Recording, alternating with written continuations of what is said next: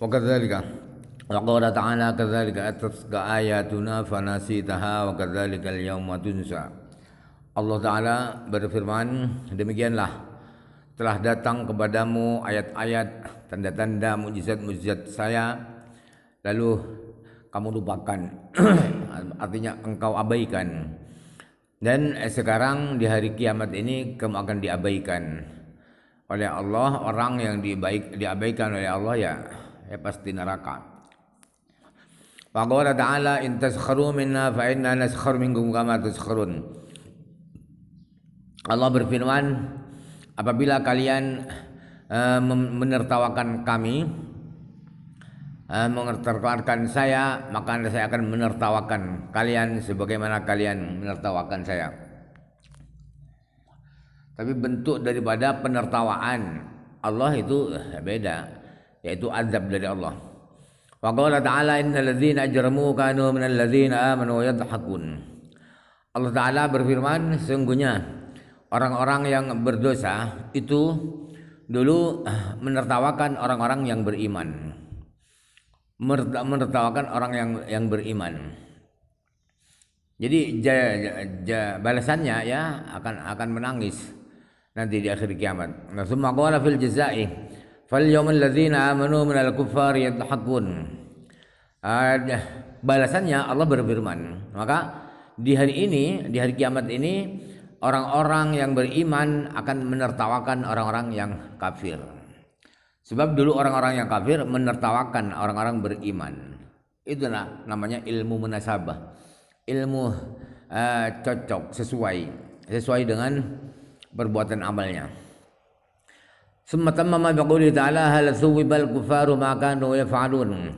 Kemudian Allah melengkapi dengan akhir ayat, yaitu kata Allah hal thuwibal kufaru ma kanu yaf'alun. Apakah orang-orang kafir akan diberi pahala apa yang dulu mereka amalkan? Wa qala ta'ala Allahu yastahzi'u bihim. Allah berfirman, Allah akan menertawakan mereka. Menertawakan mereka, yaitu mengazab mereka. Sebab dulu mereka adalah menertawakan orang-orang beriman. Walamma qala munafiquna innama nahnu mustahzi'un. Ketika orang-orang munafik beralasan bahwa mereka sesungguhnya kami adalah orang-orang yang menertawakan, bukan membela orang-orang Islam, tapi menertawakan orang-orang Islam.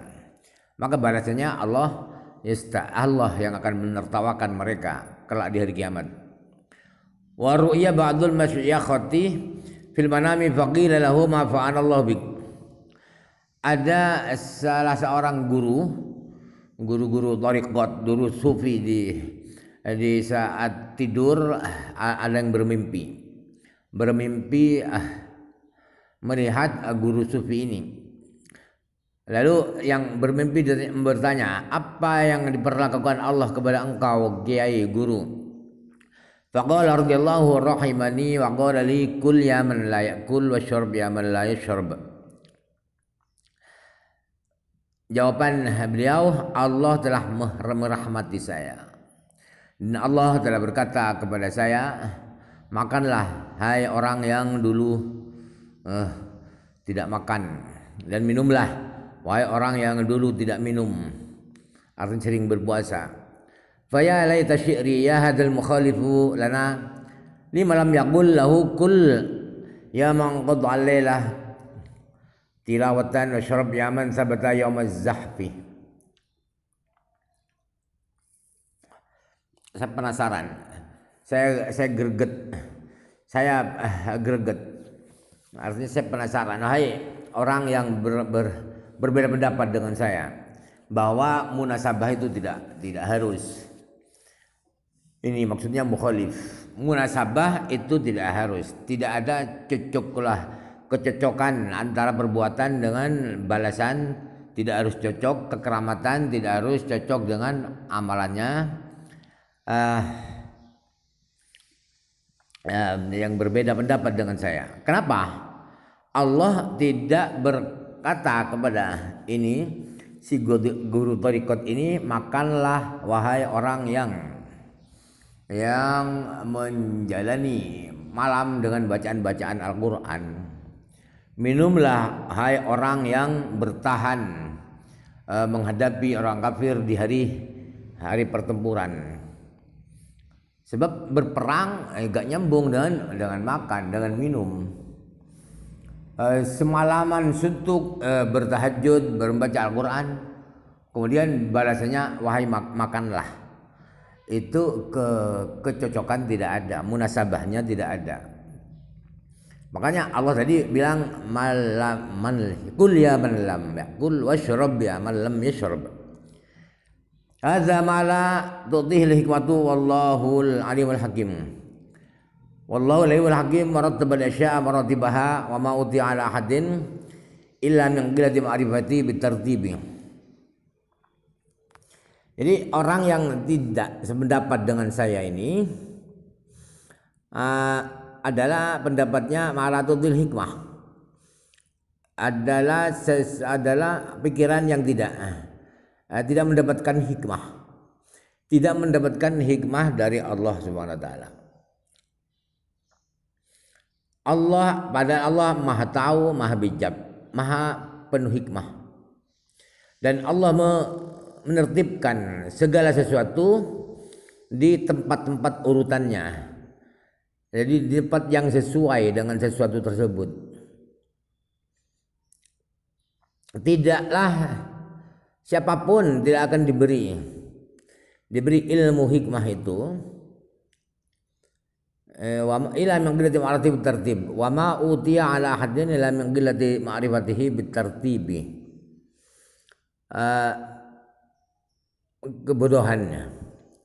Kebodohan akan ilmu hikmah tidak datang kepada seorang pun, kepada siapapun, kecuali alasannya karena dia pengetahuannya tentang tertib Allah. Allah memberi urutan-urutan, Allah mensinergikan segala ciptaannya. Dia tidak tahu ilmunya, tidak mengenal itu, sehingga ilmu hikmah. Kenapa ini kok begini? Ini kenapa begini? Tidak tahu. Maka dia akan protes, akan salahkan. Wa qala radhiyallahu anhu indal kalami ala falakil yamini innallaha ta'ala ma wada'a syai'an batilan. Rabbana ma khalaqta hadza batilan subhanaka faqina adzaban nar. Dan Ibnu Arabi berkata ketika membicarakan tentang falak kanan,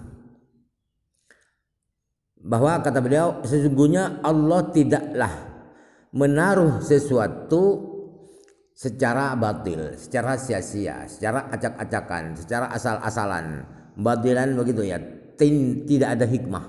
Itu maksudnya batilan. Oh Tuhan kami, Engkau tidak menciptakan ini makhluk ini secara batil, secara sia-sia, secara asal-asalan, secara iseng tanpa mengandung hikmah. Tidak. Subhanaka, maha suci Engkau ya Allah. Wa ma khalaqna as-samaa'a wal arda wa ma bainahuma batila, dzalika yadhunnu alladziina kafaru. Allah berfirman, dan kami tidak ciptakan langit dan bumi dan makhluk-makhluk di antara keduanya secara batil, secara asal-asalan, tidak ada misterinya. Itu batil, tidak ada misterinya, tidak ada hikmahnya. Keyakinan itu, keyakinan bahwa ciptaan Allah itu asal-asalan, tidak ada hikmah, itu adalah dugaan, adalah sangkaan orang-orang kafir. Orang-orang beriman tidak mungkin menuduh seperti itu, menuduh ciptaan Allah asal-asalan. Ama khalaqna samawati wal arda ma bainahuma la'ibin. Saya tidak menciptakan langit dan bumi dan makhluk-makhluk di antara keduanya dengan iseng, dengan tanpa ada rancangan yang canggih, ada hikmah yang hebat.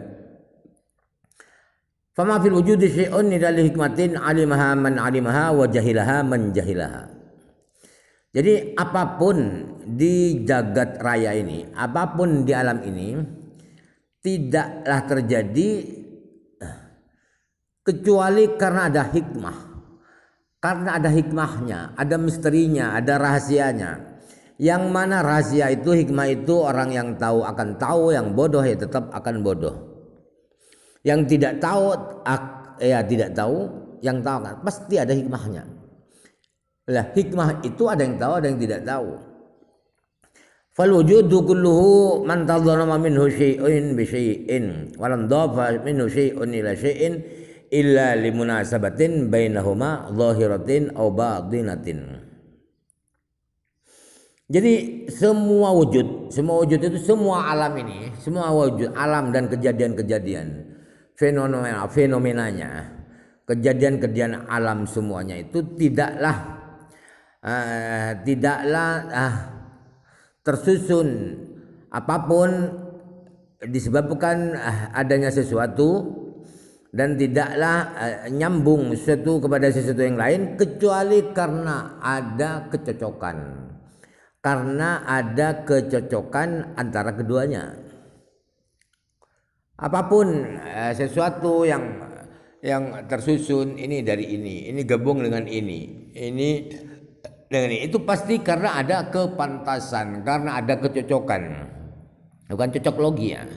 Cocok logi itu masjid Makkah, masjid di Bandung itu ya memang ada unsur Yahudinya, sebab yang nyumbang ada orang kafirnya, ada orang Yahudinya. Jadi pasti karena ada kecocokan secara zahir atau secara batin. Idza talabahal hakimul muraqibu wajadaha. Kalau orang bijak yang mencari apa hikmahnya, ini kok gabung dengan ini susunannya kok seperti ini kok sambung dengan ini. Itu kalau dicari oleh orang yang bijak, yang teliti, pasti akan dapatkan hikmah itu. Kama hukian Imami Abi Hamidin Al-Ghazali rahimahullah taala wa bin ru'asa'i hadhihi ad-dariqati wa sadatihim wa kana yara al-munasabata. Sebagaimana yang diceritakan dari Imam Abu Hamid Muhammad bin Muhammad Al-Ghazali, beliau adalah termasuk tokoh-tokoh, termasuk pembesar thariqat ini, thariqat tasawuf ya, dan termasuk pimpinan sufi. Beliau berkeyakinan, Imam Ghazali berkeyakinan ada munasabah. Semua ciptaan Allah ada kecocokan satu dengan yang lain.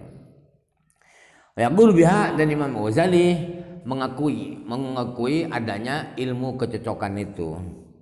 Fara'a yauman bil qudsi hamamatan wa ghuraban qad lasiqa ahaduma bil akhar wa ana sabihi wa lam yastawhish minhu. فقال الإمام اجتماعهما لمناسبة بينهما فأشار إليهما بيده فدرجا فإذا بكل واحد منهما عرج. Pada suatu hari di Kudus, di Yerusalem, di Yerusalem sana, Imam Ghazali pernah melihat burung dara dan burung gagak bergabung, menyatu, bersahabat kedua burung itu. Qadala siqahduma bil akhir itu bersahabat, berduaan terus menerus berduaan, padahal lain jenis gagak dan burung merpati. Wa anisabihi, sangat akrab, sangat akur, sangat bersahabat kedua burung itu. Dan yang satu dengan yang lain tidak kaku, tidak janggal, tidak merasa aneh. Lalu kata Imam Ghazali, ini kok bisa berkumpul? Ini kok bisa bersahabat? Dua burung yang lain jenis kok bisa bergabung, bersahabat? Ini pasti ada munasabah. Ini pasti ada kecocokan antar keduanya. Kemudian Imam Ghazali menghardik dengan tangannya, kata orang Madura apa? Ngekeh. dihardik kedua burung itu dengan tangannya, fadroja, kemudian apa itu naik tangga atau apa itu kedua burung itu, ternyata masing-masing dua burung ini kakinya pincang.